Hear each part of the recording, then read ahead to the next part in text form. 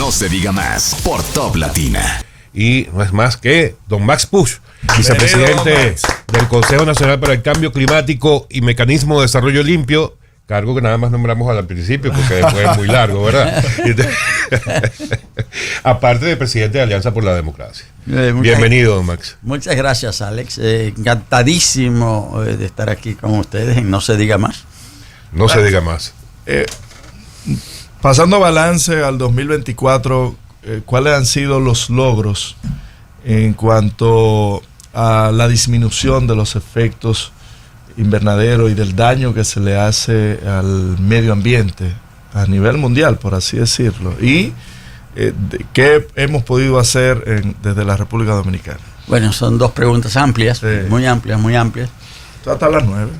Sí, no, está bien, no hay problema. No, pero debo decir que hace unos días, hace unas 2 semanas, regresé al país desde Bakú, que es la capital de Azerbaiyán, que es donde se produjo este año la Conferencia para el Cambio Climático, de la COP29, o varias COP, porque se dieron al mismo tiempo, siempre se dan al mismo tiempo, las conferencias de las partes de los principales acuerdos climáticos del planeta. Y estas conferencias climáticas se han convertido en las reuniones internacionales más importantes de las Naciones Unidas, tanto en cuanto al número de participantes como en cuanto a los temas tratados. Para que se tenga una idea, estas COP de cambio climático que se están realizando desde la primera que se dio en Berlín en el año 1995, han ido creciendo en importancia. Yo pienso que el punto, vamos a decir, donde las COP crecieron, vamos a decir, fue en la COP 15 que se produjo en Copenhague en el año 2009. Aquella fue una COP que tuvo mucho relieve, muchas discusiones. La de Dubái del año pasado alcanzó casi los 100.000 participantes. La de este año en Azerbaiyán unos 70.000, de los cuales aproximadamente la mitad representantes de los estados y la otra mitad representantes de empresas, de organizaciones, de ONG, de comunicadores, en fin, 70.000 personas. Entonces esto representa un esfuerzo logístico considerable. Como digo, son las conferencias internacionales más importantes en el mundo, pero no solo por el número de participantes, la logística que implican, sino también por los temas que se discuten allí. Porque lo que se está discutiendo allí, cuando uno dice clima, piensa en naturaleza. Pero allí se discute de naturaleza, pero se discute sobre todo de economía. Y se discute de salud, se discute de educación, y se discute de agricultura, se discute de alimentación. Es decir, porque el fenómeno climático tiene un efecto sobre prácticamente todas las esferas de la vida. En estos días, en estos días leía yo que el cambio climático afecta a la vida, el bolsillo y los mares y todo. Y tiene uno la sensación, don Max, sí, de que los países que son los mayores contaminantes parecerían como querer implementarle a uno una agenda que ellos mismos no cumplen.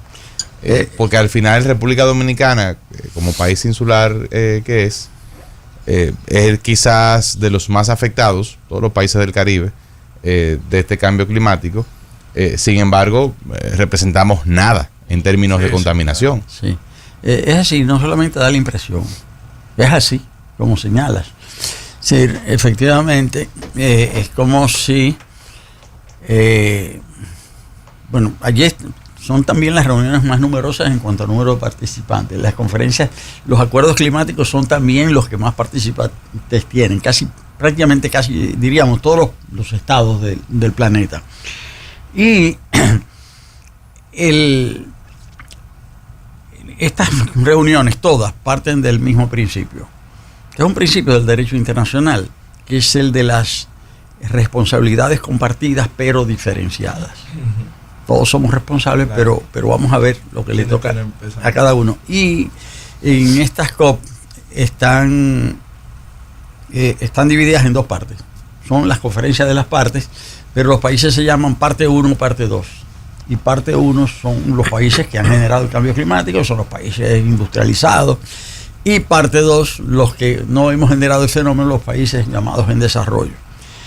Y el tema es que el cambio climático es absolutamente un resultado del desarrollo industrial. Claro. Es decir, entonces, la discusión desde que se firmó el acuerdo quedó claro que había responsables principales en los que habían generado el fenómeno y que hay otros países que participamos, vamos a decir, en el fenómeno de forma mínima y que más en la consecuencia que en la causa. Somos claro. Más bien los afectados. Ahora, don Max, para nadie es un secreto la importancia que tienen los Estados Unidos para el mundo entero. Mucho más para nosotros que estamos en su mismo continente. Y en la misma esfera. Y en la misma esfera. Política. Donald Trump, sí, quien va a asumir su segundo mandato próximamente, ha sido uno de los líderes mundiales que menos cree en el tema del cambio climático. De hecho, él ha menospreciado todo lo que se ha dicho alrededor del tema. ¿Cómo puede incidir esta opinión de Trump en su segundo mandato de cara a lo que ya se ha ido avanzando? Realmente no se sabe. Es decir, se sabe que él va a incidir en el sentido de seguir negando el cambio climático, pero ¿hasta dónde? Eso no se sabe, ¿hasta dónde? Porque el cambio climático es un fenómeno, no solamente es un fenómeno creciente, a pesar de todos los acuerdos que se han formulado, a pesar de todo lo que se ha acordado, a pesar de todas las medidas que se han tomado, no se está logrando el objetivo fundamental del Acuerdo de París, que es evitar, el objetivo fundamental es lo que se llama el 1.5, evitar que los niveles de calentamiento, el incremento de la temperatura del planeta no sobrepase 1.5 grados Celsius por encima de los niveles correspondientes al inicio de la revolución industrial. Siempre se habla del año 1850, porque ese fue el año en que se comenzaron a medir esas temperaturas. Pero resulta que ese acuerdo fundamental del Acuerdo de París, hacer que las temperaturas no suban para finales del siglo XXI, más de 2 grados y preferiblemente menos de 1.5, ya en realidad ya se ha llegado al 1.5. Sí. Es decir que los objetivos no se están cumpliendo y cada vez se entiende que es una necesidad apremiante. Entonces inciden en esto diferentes posiciones. La del presidente Trump es lo que se llama una posición negacionista. Él niega la existencia del cambio climático, niega que eso vaya a tener los efectos que dicen. Lo que pasa es que la historia está llena de negacionismos. La historia, toda la historia humana, toda la historia de la ciencia está llena de eso. Es decir, todo el tema de... Nosotros sabemos que los primeros que dijeron que la Tierra giraba alrededor del Sol los quemaron. Exacto. Expulsen. Y sin embargo habría dicho Galileo Galilei, ¿verdad? Y sin embargo se mueve. O sea, y al final la historia está llena de eso, de negacionismo y de constatar de que realmente es así. Entonces, el presidente Trump, que ya retiró los Estados Unidos de los acuerdos climáticos internacionales, Estados Unidos nunca se ha adherido al acuerdo de Kioto. No. Entonces, y precisamente porque en la sociedad norteamericana y por la influencia que tienen sus empresas también, hay una corriente negacionista muy importante. Porque no hay que olvidar también que Trump es la expresión de su sociedad. Sí, claro. Y por algo es el presidente de los Estados Unidos. No es que Trump es una persona que sale de la nada. Él es la expresión de una realidad y en ese sentido, porque en Estados Unidos hay esas corrientes tan fuertes que tienen que ver con su estructura económica, es que él hace eso. Sin embargo, no todo lo que quiso hacer Trump lo pudo hacer en su primer mandato. Y hay toda una serie de acuerdos, toda una serie de medidas que se han tomado, que hay que ver si es verdad que Trump las va a poder revertir. Eso no se sabe.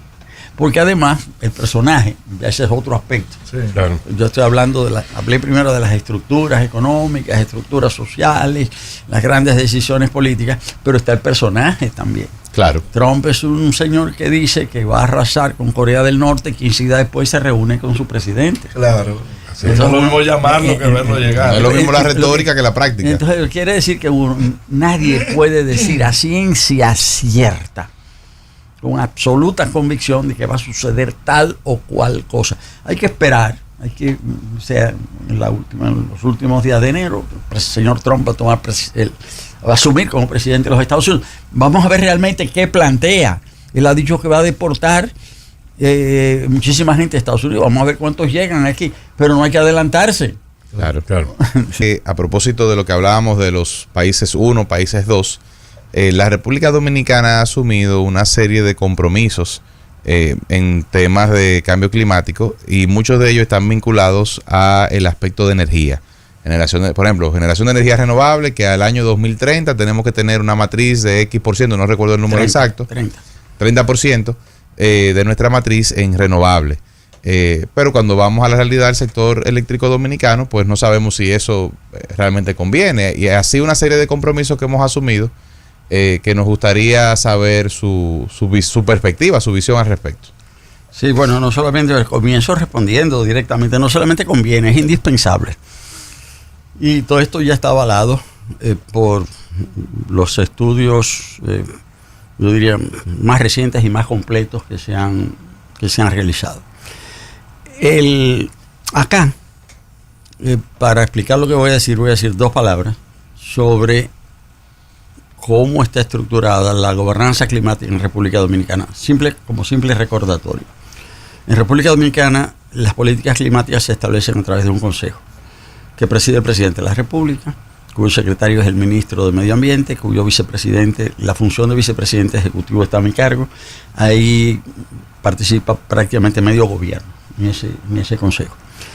Ese consejo, sus oficinas fueron creadas en el año 2008, han tenido un desarrollo progresivo y dentro de ese desarrollo progresivo, a partir del 2020, se ha dado una mayor articulación entre todos los miembros del consejo. Y si se quiere, el consejo opera, si se quiere, con todos sus integrantes, pero de manera particular hay una interacción entre las oficinas del consejo y los diferentes integrantes. Ahí son claves: Ministerio de la Presidencia, Ministerio Administrativo de la Presidencia, Ministerio de Medio Ambiente, Economía, Hacienda, lo que yo llamo los ministerios productivos o vinculados a la producción. Son energía y minas, agricultura, industria, turismo, en fin.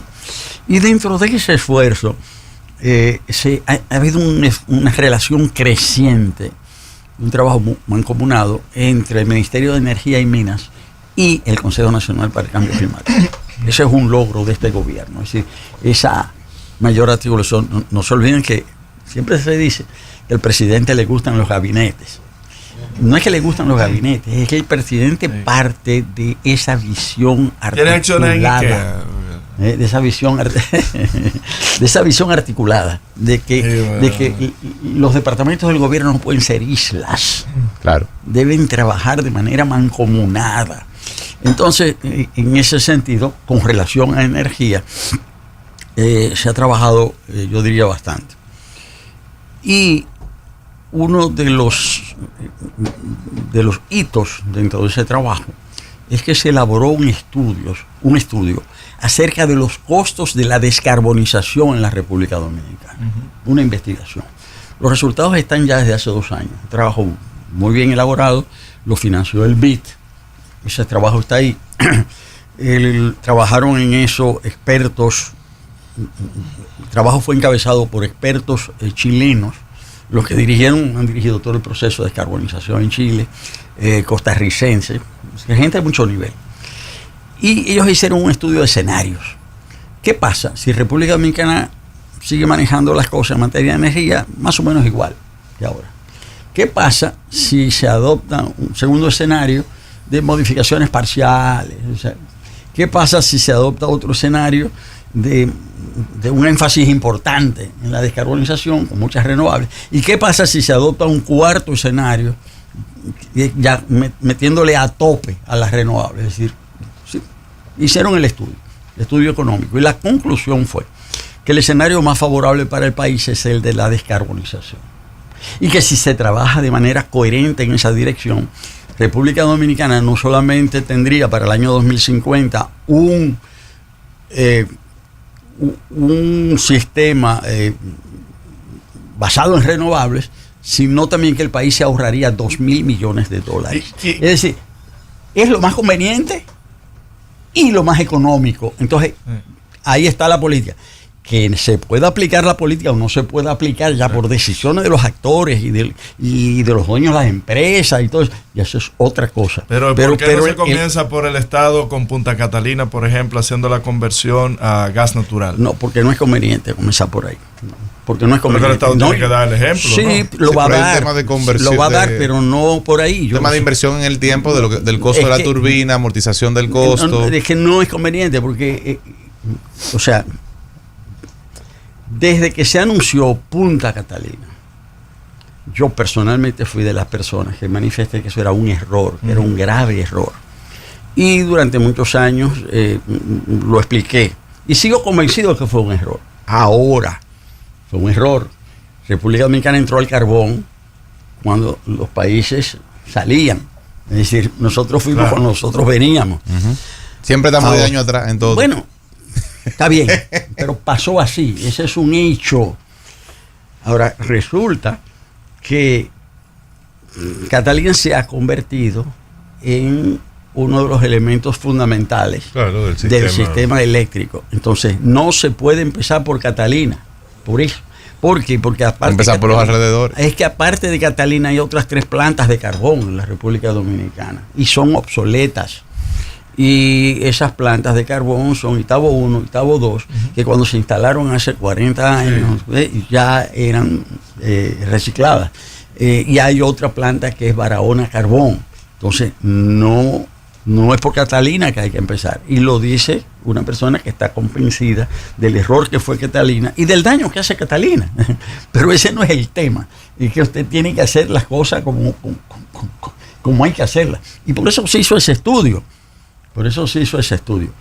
Ahora,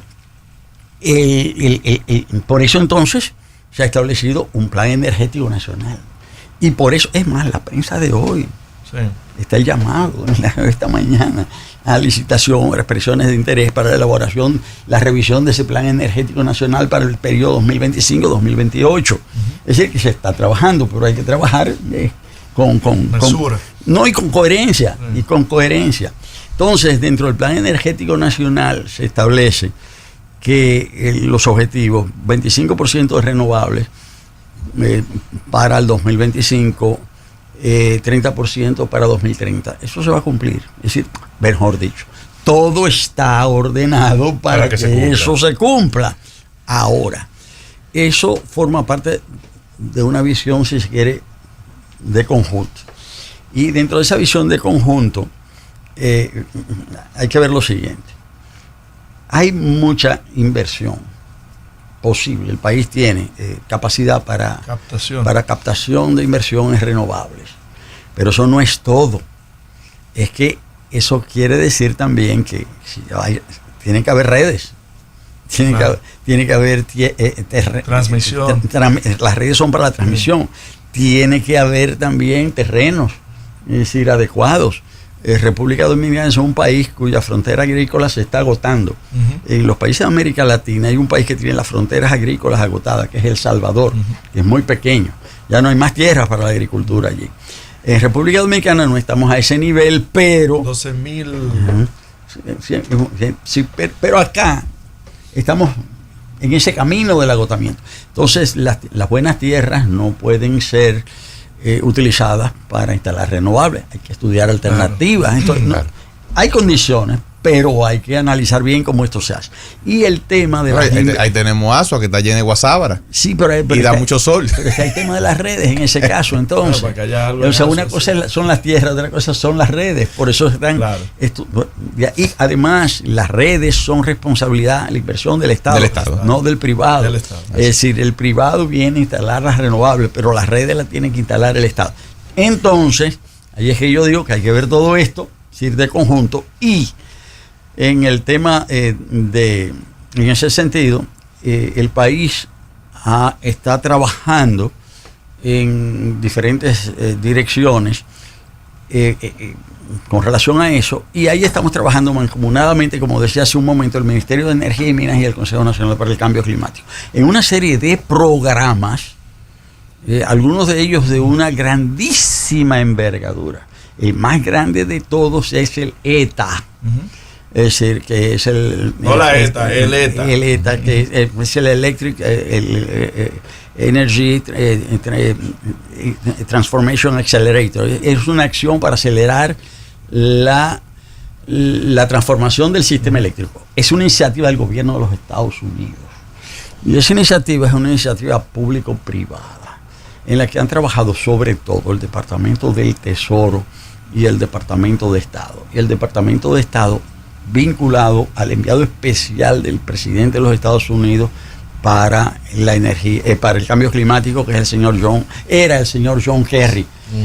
Nosotros hemos tenido oportunidad desde el Ministerio de Energía y desde el Consejo para el Cambio Climático de participar en esas negociaciones con el Departamento del Tesoro, con el Departamento de Estado de los Estados Unidos, para esa iniciativa que fue anunciada.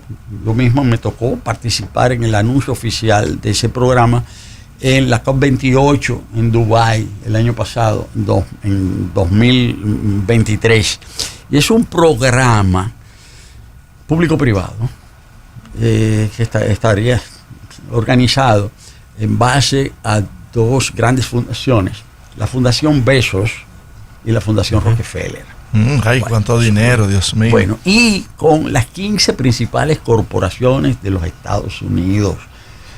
Y para hacer que con la intermediación de estas fundaciones, esas corporaciones compren bonos para que esos bonos puedan servir al desarrollo de las transformaciones del sistema energético de los diferentes países. Y República Dominicana es uno de los 5 países piloto. Entonces, eso, es decir, ahí estamos hablando de procurar los recursos para la transformación. Me decía, es conveniente, no solamente es conveniente, nosotros estamos trabajando para buscar el financiamiento de eso, porque una cosa es que una cosa sea bonita, me gusta, yo la quiera, y otra es que yo pueda comprarlo. Sí, pero estamos trabajando en esa dirección. A propósito de eso, don Max. Es uno de los ejemplos. El más importante. En el Congreso, y hemos visto siempre en titulares, se aprueban tantos millones de dólares en préstamos para el cambio climático. Sí. ¿Qué se hace con ese dinero cuando entra al presupuesto nacional? ¿Se utiliza específicamente para acciones para afrontar el cambio climático? Por ejemplo, en octubre se aprobó un préstamo por $100 millones. Sí. ¿Dónde está ese dinero? ¿Qué se hace? ¿Cuál es la planificación de ello? Bueno, Primero, hay muchas medidas que se toman para el cambio climático que mucha gente no sabe que son para el cambio climático. Es más, incluso hasta, voy a llegar a un extremo, hasta algunos de los que lo hacen ni siquiera se dan cuenta. Por eso se ha desarrollado, se está desarrollando toda una corriente que es la corriente de la taxonomía verde. Hay que saber realmente qué sirve al cambio climático y qué no. Entonces hay que saber clasificar. Entonces ahí hay sistemas de clasificación del gasto. Este gasto sirve, la pregunta que haces, ¿esto sirve realmente para el cambio climático? ¿Sí o no? Entonces República Dominicana se ha metido en eso, desde los países que están más avanzados en eso. Es más, República Dominicana es el único país de América Latina que tiene un departamento de aduanas verdes en sus aduanas. El único que tiene aduanas verdes. El único de toda América Latina. ¿Pero qué quiere decir eso? ¿Qué significa exactamente? Que es el primer país que ha decidido que en sus aduanas crear un departamento para medir qué es lo que realmente sirve a las políticas verdes y a las políticas climáticas. Dice, no es que eso va a transformar el mundo, pero República Dominicana se ha ido dotando, vamos a decir, de los instrumentos para saber, para poder medir. Entonces, la taxonomía verde va a permitir hacer emisiones en el mercado de valores, por ejemplo, diciendo esto es verde. O sea, estas medidas van a ayudar al cambio climático. La firma digital. Sí, pero ya estudiado, ya sabiéndolo. Entonces, eso va a permitir entonces poder acceder a bonos y a préstamos en mejores condiciones. Incluso ese préstamo que se aprobó de 100 millones, no fueron 100, llegó como a 400 en total. Dios de la gloria. Sí, pero ¿qué fue? Fue algo muy beneficioso. Yo soy verde, me puede. Pero fue muy beneficioso, porque en realidad esa fue una reconversión de deuda buenísima. Ya eran deudas que existían, que estaban a una tasa, que ya el país, ya el dinero estaba, ya se había tomado prestado, ya se estaba ejecutando. Y al aplicar la taxonomía y al darse cuenta el Estado dominicano de que esas son medidas que van a contribuir a enfrentar el cambio climático, entonces se tomó un préstamo para pagar aquel, para entonces pagar menos intereses. En realidad fue una reconversión de deuda, fue una medida muy beneficiosa. Lo que hace es ahorrarle recursos al Estado dominicano. Lo que pasa, que aquí hay algo sí que es importante, es que necesitamos en ese sentido trabajar más el tema de la comunicación especializada. Eso es lo importante, comunicación especializada, para que realmente sepamos de qué se trata y podamos medir qué conviene y qué no conviene. Y a propósito de eso, yo sé que ya estamos cerrando, pero República Dominicana, hay un artículo en el diario El País que habla de que República Dominicana se ha convertido en un pequeño laboratorio para experimentar las soluciones del sargazo. Y pues verdaderamente se ha visto que hay varias empresas, entre esas SOS Carbón y otros sectores, sobre todo el sector turístico en Punta Cana, que es de los más afectados, que han estado trabajando muchísimas soluciones. ¿Qué se está haciendo desde el sector público para enfrentar el sargazo? Es cierto. Bueno, primero el sector público está metido de lleno. Se ha creado un instrumento, una comisión especial que la preside el Ministerio de Turismo, pero su brazo ejecutivo es el Ministerio de Medio Ambiente. El Consejo para el Cambio Climático participa en esa iniciativa. Y es un tema difícil, porque científicamente hay mucho todavía por estudiar y por saber. Y es un ejemplo de colaboración del sector público y del sector privado. Yo, saliendo de aquí, de esta entrevista, a las 10 de la mañana estoy invitado a una actividad científica, si se quiere, que organiza el INTEC. Ellos están desarrollando un sistema de nanosatélites, pequeños satélites. Ellos están trabajando, jóvenes profesores, de lanzar un satélite, un pequeño satélite.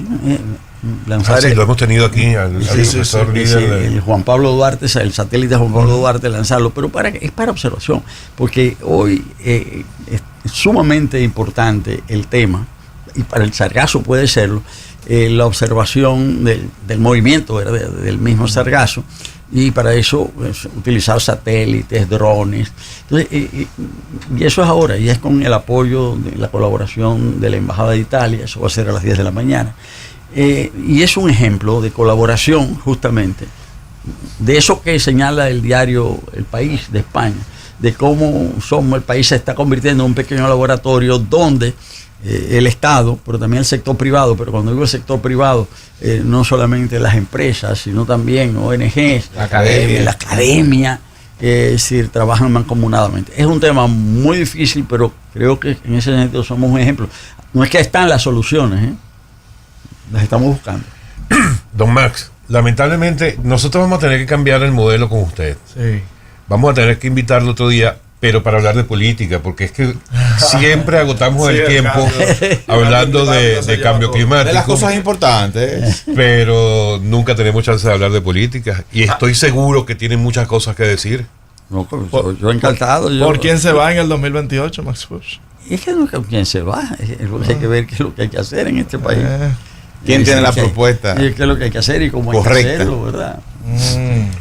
Pero incluso, mire lo que pasa con esto. El tiempo se agotó, pero pasa lo siguiente. Esto es apasionante.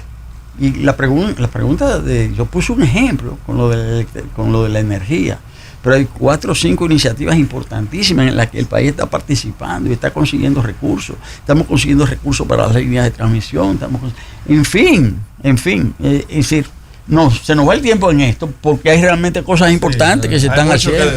A mí me que el que venga tiene que mantener la talla. Que me excuse, porque voy a hacer una última pregunta con eso que usted acaba de decir. ¿Por qué todos los recursos para el cambio climático tenemos que buscarlos afuera? No puede haber un momento en el que el presupuesto nacional ya incluya una partida para no tener que endeudarnos tanto para ese tema. Sí, claro que sí.